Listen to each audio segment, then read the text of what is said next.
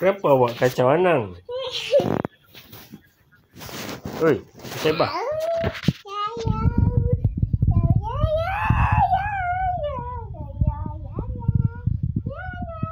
Oi, Saibah.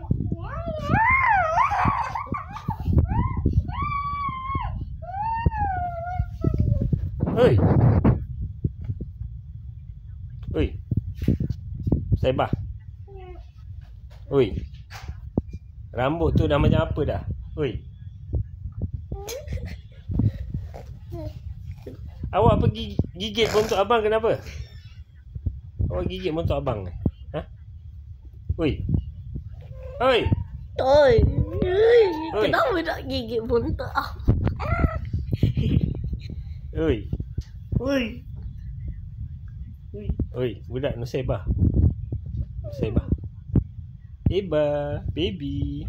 Ebah ke baby ke Nusaibah ke apa? Didi. Bukan Didi lah, baby lah. Didi ke baby? Didi. Okay, do I need to call you Didi from now on? Didi. Didi? Didi ke baby? Ha? Olat. Pelat. Awak yang pelat. Bukan Abi yang pelat. Salah siapa?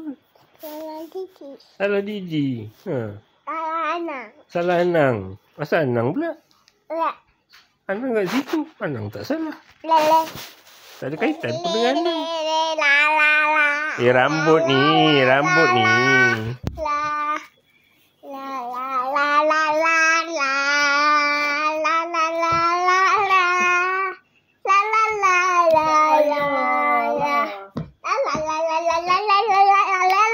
Dia nak main. Jangan pukul kuat-kuat. Sakit Anang.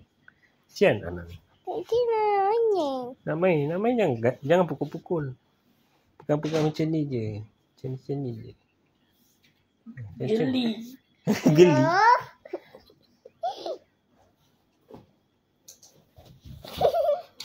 Anang pun kaki geli rupanya. Jangan pukul kuat-kuat.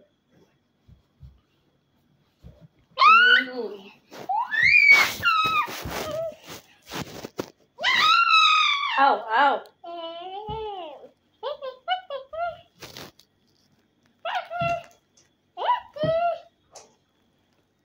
Baby, say hi. Bye.